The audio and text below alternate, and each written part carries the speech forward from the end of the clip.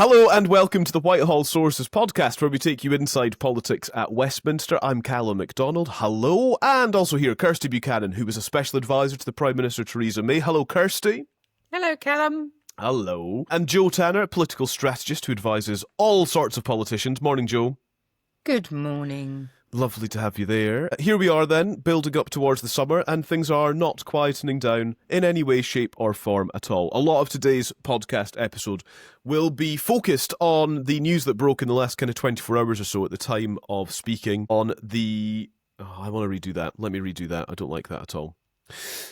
Thanks so much for finding the podcast. Make sure you subscribe, stick around on whatever app you're listening, or you can watch us on YouTube as well. And as you're listening or watching, WhatsApp us. The number is 0333 404 6507. Start your message with the word Whitehall. Right, let's turn to the story that's now dominating the week. The Defence Secretary says he is unable to say for sure whether anyone's been killed as a result of a data breach that revealed the details of thousands of Afghans who had supported British forces. John Healey says it's highly unlikely that being a name on this list alone would have increased the risk of being targeted by the Taliban. For info, details of nearly 19,000 people who had applied to move to the UK after the Taliban seized power in Afghanistan were mistakenly leaked in February 2022 by a British official. The previous government learned of this in August 2023 because details were posted on Facebook. A super injunction blocking reporting about the leak was then lifted on Tuesday. We're recording on Wednesday morning, and John Healey, the Defence Secretary, has been out and about on the interview round this morning.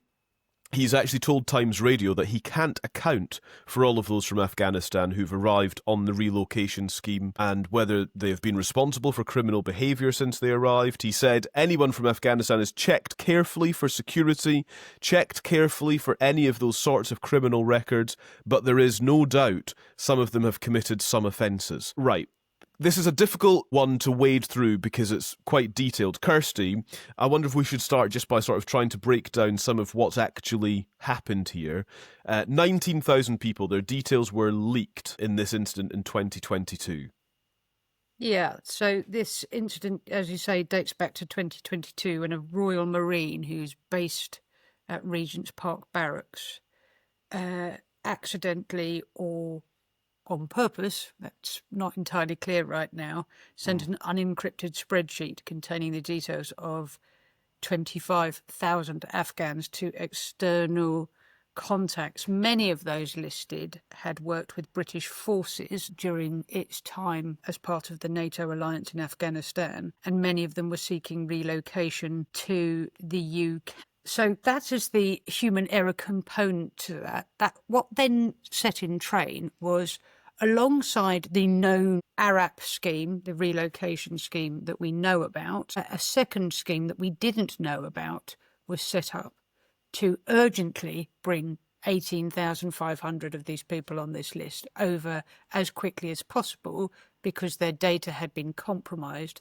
There was a chance that this could get into the hands of the Taliban, and therefore, in effect, we had accidentally sent out what would have amounted to a kill list for people who the Taliban would have seen as collaborating with NATO forces. So this scheme was set up to keep it out of the public domain, to minimise the risks to those people on the list.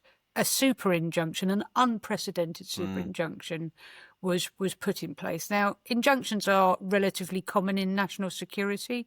What makes this quite exceptional is the length of time that this super injunction has held. It came into force, I think, in September 2022.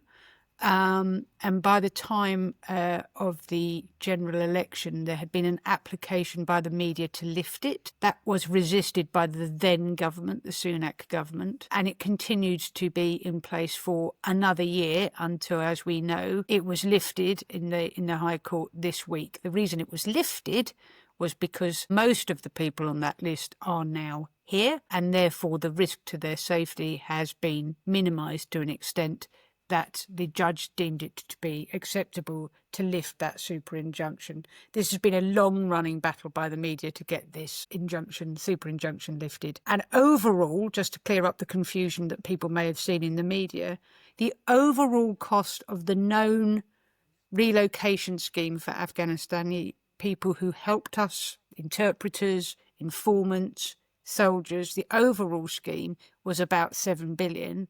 The estimated cost that we know of so far for this covert operation are about 850 million, so upwards of £1 billion. There are lots of parts to this, as Kirsty has very helpfully outlined. Let me just highlight what I've written in my kind of, guide for what we'll talk about on the podcast today, just by way of helping us all work our way through this. First of all, the super injunction itself. Second of all, the process that was kind of behind this, i.e. how the leak is allowed to happen. And I think from Kirsty and Joe, we'll get some insight on process, on how government functions and how officials are sending information in this way. I think we must consider the people at the heart of this. Ben Wallace was the Defence Secretary who got the super injunction. He's been out and about doing interviews this morning as well and defending what he did. We'll discuss that. Also, punishment. It seems that the person who is responsible for the leak is no longer doing the same job, but have they faced any disciplinary action, and should they? And we'll also be considering political responses as we go through all of this as well. Right, let's start with the process, I think, actually. I mean, basically, Joe, this sounds like it was an email that went to the wrong people. And my initial reaction when I started reading the story was, how on earth is this the way that national security issues are dealt with? It's an email with an attachment that's unencrypted and it ends up in the wrong hands. It just feels like it's so avoidable. And I suppose largely it is avoided. This is, a pretty rare case. But it seems like the process isn't functional. Is it fit for purpose? Well, I mean, we already know that there are delays to significant government reforms because of problems with IT systems that are very old and not necessarily perhaps fit for the amount of traffic or use that they are needed, and the interactions with other software platforms, etc., that is also required. I don't know in this situation. We assume that there's a degree of speed perhaps, and perhaps it was an individual that was under significant pressure. There are still major organisations that rely on the basic format to do stuff, which does seem very odd to me, Callum. I feel like I'm in sort of an episode of Dallas and Bobby Ewing's going to come out of the shower in a minute, because it's got that real sense of there's something about it just seems so basic and just so random. And the fact that this thing was the thing for me that seems very troubling is that there's an 18-month period where nothing seems to have happened. It took 18 months for it to become clear that this had occurred, and it feels like, from what I've seen, that the reason that there was an awareness that it occurred and that Ben Wallace took the action he took was because then there was a blackmail threat that came through because of a risk of it being published on, I think it was Facebook. So it is antiquated. It doesn't feel that it is fit for purpose. I'm sure there are plenty of people in the corporate world out there going, well, we still kind of do stuff like that. You hear this where people's salaries get accidentally shared or other sort of personal information gets shared within big organisations. And it is, quite frankly, we're calling it human error, but it is a cock-up of a monumental scale with potentially catastrophic ramifications for individuals and also a huge cost to the taxpayer, and some serious embarrassment for the authorities involved. Yeah. I noted Tom Peck's political sketch in the Times today is headlined "Hat Trick of Cock Up, Cover Up and Stitch Up sees John Healey take one for the team. The government's response to the Afghan records leak has been a full house in a game of fiasco bingo." Kirsty, is government vulnerable to this sort of thing because processes are, frankly, a bit rubbish, a bit antiquated? Well, as I said, I am not sure what the actual error is here. Whether the error is that he sent that email out to an outside agency. The point of sending it out was he was trying to verify whether they qualified to come over under the scheme. So obviously you had more applications for people to come over than actually that were known to have worked with the NATO forces. So you needed some independent verification. What I'm unsure of is what precisely the error was. Did he send it out thinking it was limited in the number of people that was on it? Did he send it out thinking it was encrypted? I am uncertain how you verify with outside agencies without sharing that information. I'm just not sure. Or was he just not aware that he'd sent it out at all? Look, errors happen all the time in government. Spectacular errors, unfortunately, in this case, have incredibly serious, in this case, life-threatening consequences. I don't know whether the individual involved in this should be sacked because of it, because I'm not entirely sure what precisely the nature of the error was. So, I think it's very quick and easy to say, was he sacked? Well, I don't know, because for all I know, he might have been following process and the process was wrong. And therefore it is somebody higher up the chain, of which more in a minute, we need to be considering. What is interesting about what followed is there were two options open to the government here. One was effectively crisis management. We've made a terrible blunder. This is how we're going to fix it. And one was of containment. The COBRA meeting was convened when the error, in inverted commas, was revealed.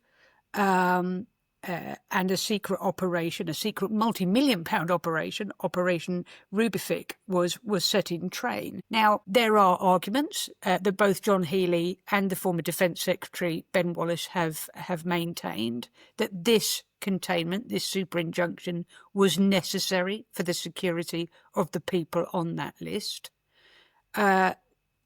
because they faced mortal peril. There is another argument, the argument that I think that has been exposed, and we can talk about Farage's role in the fallout from this too, I think, but that our trust in the political establishment has become so eroded over time that we have viewed this, or at least opened ourselves up to viewing this, as a multi-million pound, multi-billion pound cover-up to hide incompetence and to let questionable individuals in some circumstances into our country that poses a risk to British safety.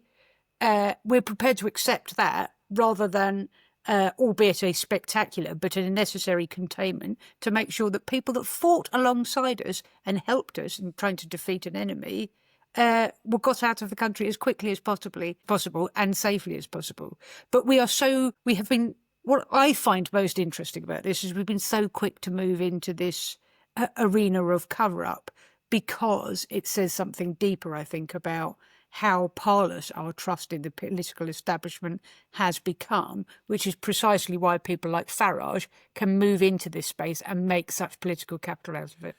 So in considering the super injunction, Joe, let me just cite Patrick Maguire, who is chief political commentator of The Times, speaking on Times Radio this morning. The state cocked up, then it covered up, and then it went to court to gag the media and mislead the public. It is genuinely impossible to overstate the damage the Afghanistan leak cover-up has done to public trust in politics.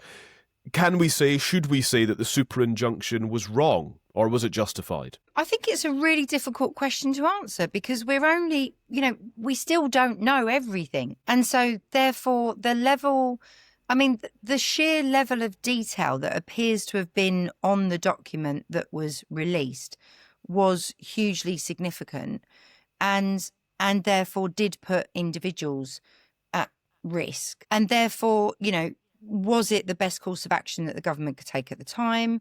I think there is an element of we're sort of forgetting. I don't know if you remember that period where people were starting to come out of Afghanistan, and there was a lot of concern about what was happening to the interpreters and how much risk, for example, they were going to be in. And I do have a degree of sympathy for the government that sometimes you have to act pretty damn quick. And that you have to use the best course of action available to you. But I'm super wary of super injunctions. I just think they do, yes, they have a place, but they've also been used for many, many reasons for, some sort of slightly dubious in the past in terms of individuals wanting to protect themselves and what this is unprecedented, though, isn't it, from a government? And I was going to, I suppose as part of this, I'm sorry to cut in, but as part of this, is there not often something of a kind of a nod, a gentleman's agreement, for want of a better phrase, in a story of national security, when a journalist goes to the government, the MOD, whoever, and says, look, I've got this, and they will turn around and say, there are operational reasons, lives are at risk, there's a security issue, hold on to it for a couple of days till we work out what's going on. And that's kind of a reasonably accepted practice. A super injunction is gagging the media. Yeah, but it gags the media, but gags them not just from publication, but even talking about the fact that it exists. And it's that suppression that the super injunction is trying to obtain, that perhaps, other forms of communication or discussion or agreement, perhaps it is partly a sign of how well known this was, that they needed a super injunction.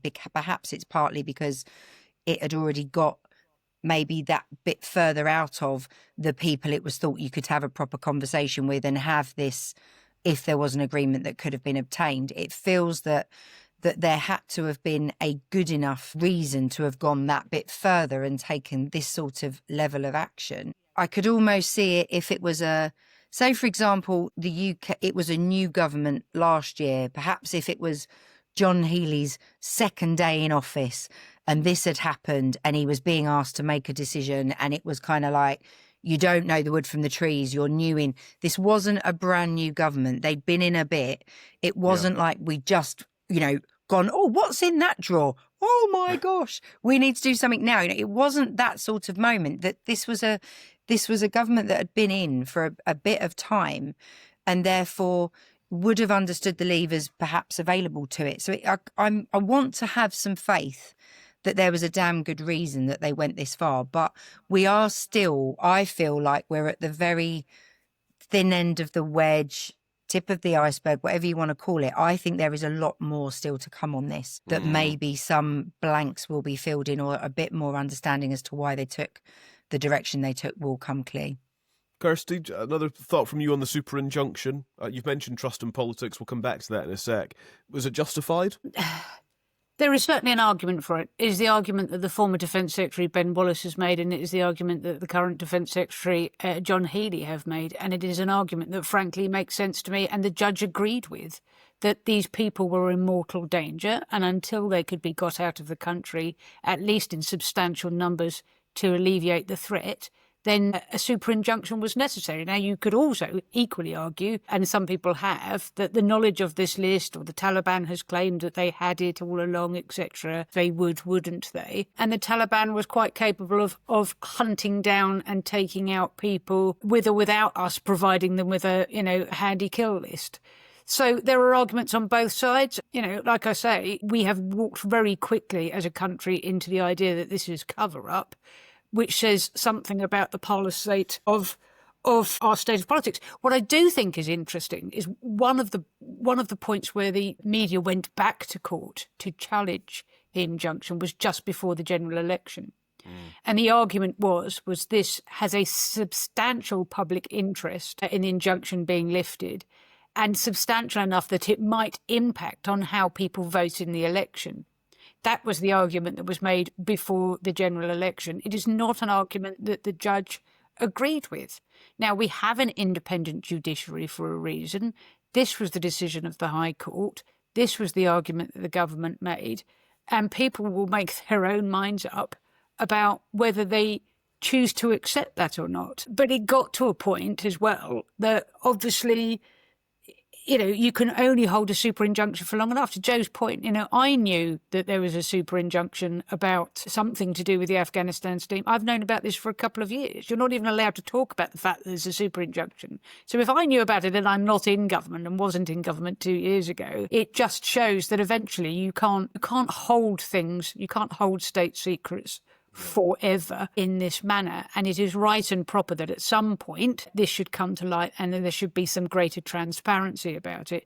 What I think now behoves us is not to have to, as Joe says, there's possibly more to come out about this, is not to drag every sort of extra element of this out. Now it is out. Let's have as clear as we can an understanding of the timeline and the chain of events. Can I throw into the mix the issue that flows from this, I think, which is the judgment of the current Defence Secretary, John Healey, who relatively recently promoted Sir General Gwyn Jenkins, who is now the man who is at the kind of centre of this Afghan scandal. And he recently promoted him to be head of the Royal Navy, the Sea Lord, we call it. And at the time, this raised quite a lot of eyebrows because there was a feeling within the military that this was an odd judgment for Healey to make because he ran the risk of becoming a hostage to fortune in making this appointment. Sir General Gwyn Jenkins was the man responsible for the Arab scheme. He was also responsible for the command unit that accidentally sent out this huge data breach. There is no suggestion that he sanctioned that or was involved in it in any way, but he was the commander in overall responsibility to that. And Downing Street already this morning have been forced to say that Keir Starmer has full confidence in him. But Sir General Gwyn Jenkins is also the subject of another, and to my mind, potentially far more serious set of circumstances around relocation of Afghans who supported us in the war. And that is around the triples. Now, I don't know if either of you are aware of this ongoing court case. I'm not about to tell you anything that isn't kind of in the public domain already, so I'm not breaching anything that isn't already out there. Now, the triples were thousands of elite Afghan soldiers that we trained, and they were called the triples because they were in two main units, the 3-3 and the 4-4-4. So they were, in terms, Afghan special forces. They fought alongside us. And after the fall of Afghanistan, obviously, they were going to be amongst the most prized people at the top of Taliban's hit list. About 2,000 initially appealed to be evacuated as a matter of urgency from Afghanistan, and those were almost all turned down. Now, one of the reasons that they were turned down was because the MOD, rather than the Home Office, had the right to say whether they could come over or not. They had an effective veto over them. And so this unit, which was headed by Sir General Gwyn Jenkins, single-handedly rejected 2,000 of these applications. Now, on appeal, quite a lot of those were overturned. A lot of those soldiers, frankly, were killed by the Taliban and never got the chance to appeal. And some of the soldiers that did get over here have taken the government to court over what is potentially a conflict of interest. There is a feeling, and it is an accusation that's been levelled in court, that giving the MOD, the special forces in this country, the right to veto the special forces of the Afghan triples coming over was because there was a concern that they had witnessed war crimes committed by British soldiers over there, and that they would be able to take part in the Afghan inquiry into potential war crimes committed by the SAS and special forces while in Afghanistan. So that was the unit that Sir General Gwyn Jenkins was in charge of. Again, there is no suggestion that he personally vetoed these soldiers, but there are an awful lot of question marks about this unit and about the whole relocation programme in its entirety. These are the most elite Afghan soldiers. We owe them a debt of gratitude. We owe them a debt of honour. And the fact that so many of them were blanket banned from coming over to the country certainly raises an awful lot of questions that I've yet to hear answered to any satisfaction. Gosh, right, okay. I mean, thank you for that. I was not aware of that case, and I think it's important that we are aware of it. And so this is part of the people and personnel question and topic and theme of all of this as well. Joe, to come to you, I think for a bit of analysis on the defence secretaries that are in question here. So John Healey is the current defence secretary. Ben Wallace is the defence secretary who got the super injunction in the first place. These two men who have been defence secretary, who have served in this role, who are serving in this role, are they approaching this the right way? Are they now taking the right lines? Are they now giving us the information we need? How is this playing out for these people who are at the heart of this? I think it's an interesting one in that Ben Wallace seems to have been very firm and almost uncharacteristically a bit aggressive for Ben, really, in terms of his sort of immediate defence of what happened and why, and sort of, almost like not quite nothing to see, but seems I think he seems quite keen to pass it over to be a John Healey thing to answer. And I don't know if that is somewhat because it's perhaps a bit easier to do that, but surely you'd want to speak for yourself. But I suspect for Ben, there's an element of there are some bits of the detail that perhaps he doesn't have access to now that he's not in government. But he'll have certainly remembered all this. This is not one of those days you'd have forgotten. And it's not something that just, happened once and was glossed over. This was something that will have hung over his time in office. I'm a big fan of John Healey's, and I think it was right that John Healey was out today on the media, and I think John Healey will be doing a lot more. I think he talked about the fact that scrutiny as sort of needing to has begun, and that, there is what was it he called? Was it accountability or something? I think he used a phrase basically saying that with his statement yesterday, that was kind of the start of the sort of conversation that needs to be had on this. And I don't know whether, when you take over a job like that, there's a degree of things are in place and you have to then decide how much you're going to hold a line that everyone around you has said was done for whatever good reason. And that at some point that no longer holds, or you decide that you are going to have to air this. I don't think this is a position he wants to be in. And I think it's a tough position to be in. But I think he's a good communicator. I think he's a good performer. I think he has already taken the sort of, to some extent, I think him and others are sort of suggesting that, we'll talk about it in a minute, but sort of Nigel Farage, who's making some quite wild accusations, is sort of saying, well, come on then, tell us what you've got.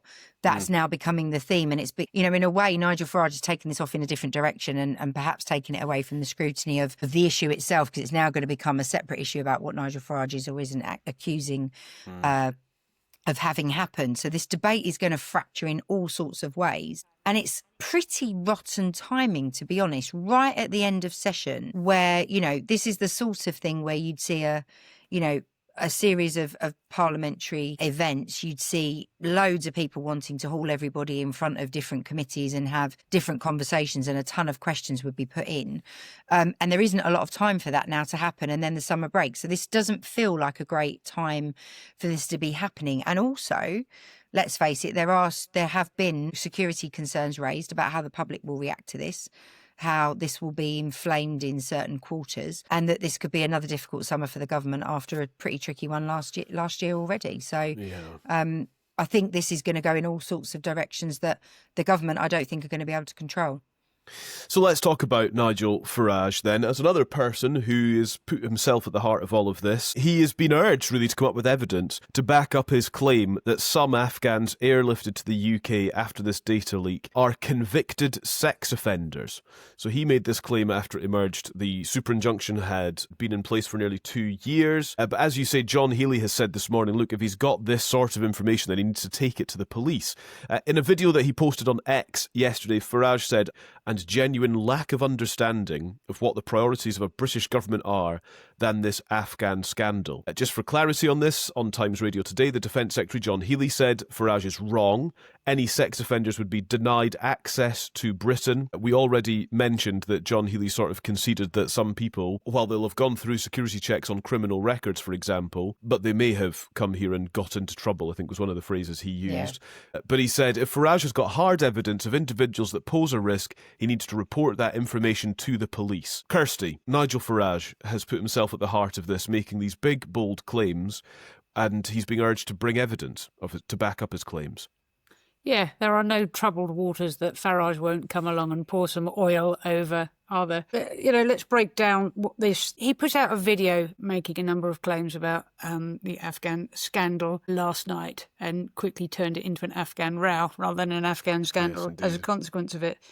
The numbers are off the chart, was the first claim. Well, they're not. They are 500 involved in that. We have, frankly, more people that have come over on small boats in the first 6 months of the year, illegally entering Britain, than were involved in this scheme. The threat to women in this country is incalculable. I think even if he has proven evidence that some of these people are sex offenders, I think incalculable is a extremely inflammatory word to use. And he is simply wrong about this costing £7 billion. The whole scheme cost £7 billion. I have to take John Healey's assurances that all these people were vetted and criminally vetted at face value. But the simple truth is, I don't know. I don't know if Farage knows something that I don't know, and Healey's right. If he does know something, then he absolutely should go and report it to the police. This government has already outlined plans to overturn refugee status for anyone convicted of a criminal offence. If that is the case, we can retrofit some of this operation and send people back whence they came. I do think, though, we are a couple of weeks away from the anniversary of Southport. One of the issues about Southport was the rapid spread of misinformation and disinformation. Now, it's one thing for a load of goobers online to spread disinformation and misinformation. It is entirely another matter for a man who claims to want to become the Prime Minister of this country to do the same. It is not...